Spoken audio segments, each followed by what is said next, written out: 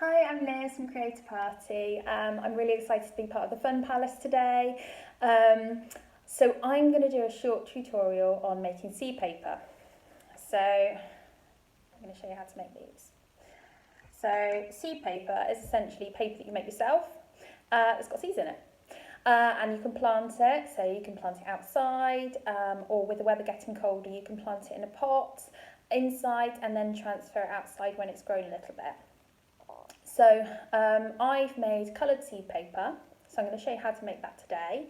But you can equally make plain seed paper as well. It depends on the type of paper you use. So I actually use toilet rolls to make my seed paper, which is part of the reason why I coloured them, because seed paper that colour probably isn't very attractive. But if you were going to use old envelopes, so if you had old scrap white paper, then that would look really, really cool just plain without the food colouring in it.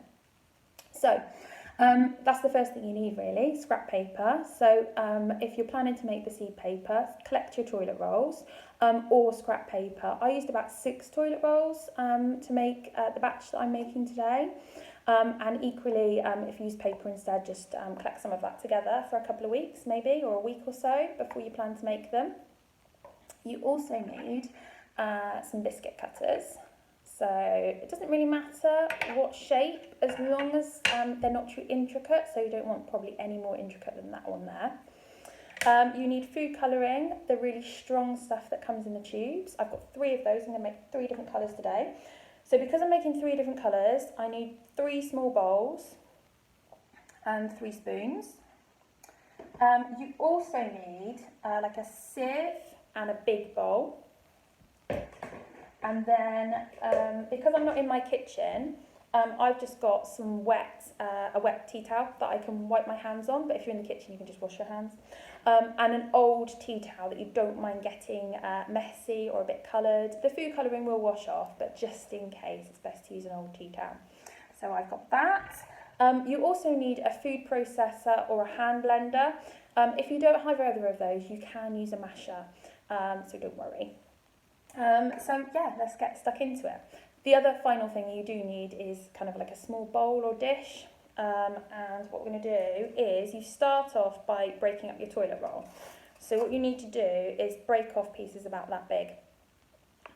Exactly the same with the scrap paper if you're using that instead. If you don't have a food processor or a hand blender and you're using a masher, so you're using kind of hand technique, it's best to rip the paper up really small, so kind of more like that size. I can't even see it now, sorry, that size. Or you can cut it, that might be easier. So, once you've got all your ripped up or cut up paper, you want to fill the dish about half fill, and you want to leave it overnight for all the water to soak into the paper. And then the next day, you want to put the paper, maybe using a spoon, and about half of the water that was in the dish into your food processor, or if you're using a hand blender, into a big dish, just to be able to blend that up. If you're using a masher, pour out half the water and then mash it up in a big dish. And then you end up with something very, very mushy. So let me show you. So something really, really mushy like that. There. Not very pleasant. So what you're going to do now is you're going to try and take all the water out of it. So I'm just, there you go. Right, so I've got my sieve, and I've got my sieve over a big dish, and what I'm going to do is I'm just squashing out all of the water to get as much out as possible, and you'll be surprised how much water actually comes out. So you want to get as much of that water out as possible. So really press really quite hard. You might need a grown-up to help you if you've got little arms. Yeah. And just squash out as much as you can. You'll have a little bit left, but some of that will come out later as well, so that's fine. So once you've got your really, really squashed paper, you want to divide it into your 3 bowls, or however many colours you choose to do. If you're not using a colour, if you're not using any colours, just put it in one bowl. So what I've done is I've divided my seed paper into, well, my mush for my seed paper into 3 different bowls, and then I've put my seeds in. Now this is really important in terms of the type of seeds to use. It's really important to use small ones if possible, so wildflower seeds work really well, and that's what I've used. But just check what's in season at the time in terms of when you're thinking of planting them. Carrot seeds would work really well at the moment, and there's lots of other small flower seeds as well that are you're fine to plant at the moment. Avoid anything like sunflower seeds that are really big seeds because they would have quite a funny texture on the paper. They'd be fine, but they just stick out a lot more. So once you've got your 3 bowls or however many colours you're using, you put quite a lot of food colouring into each bowl. So for instance, this one, I've done blue. I've squashed quite a lot of food colouring in, and then I've mixed it round. And then after I mixed, so I've got that colour, and then after I mixed it round, I've put some of my seeds in, and I've mixed it round again. So in here, I've now got my mushed up toilet roll that's been blended, and the water's been squashed out as much as possible. I've got my food colouring, and I've got my seeds. And then I've done exactly the same thing with 2 other colours. So here I've got pink, I've put my seeds in there as well. So I put quite a lot of food colouring in. So put as much in as you think, mix it around together, and you may find you need some more. And then I've also got purple. And now what I'm going to do is I'm going to assemble them. So to do that, I'll move these out of the way. You need your tea towel, and then you need your cutters. Now I'm probably, I'll do one of each. Show you, and you'll see that when I did my mock ones, I did lots of different designs. So this one, all I did was start off with the pink, and then after I've squashed the pink down, I made a little face with a different colour. This one here, I did the earth and essentially did the same thing.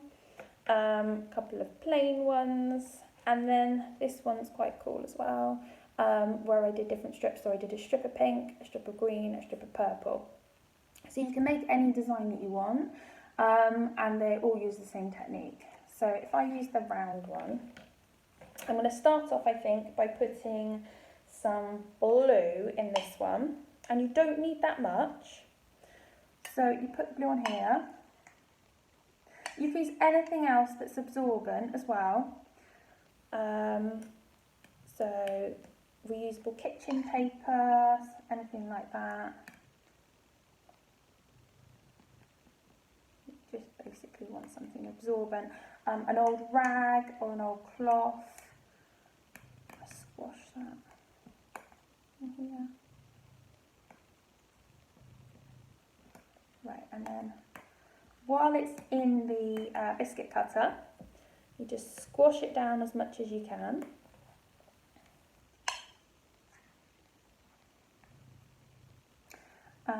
And then, once you've got your main shape, you can take it out from there and then squash it down a little bit further. Just be careful not to... Now if you've got lots of biscuit cutters, you don't have to take that off. You can leave it on there to keep the shape. There we go. I'll leave that one, and then you just basically put your design on. So for instance, what I think I'll do on this one is I'll make a little face. Now these work really, really well as gifts for people. So you could keep it plain and you can write on it using a biro or something. They work really well as gift tags, or you can just keep it for yourself.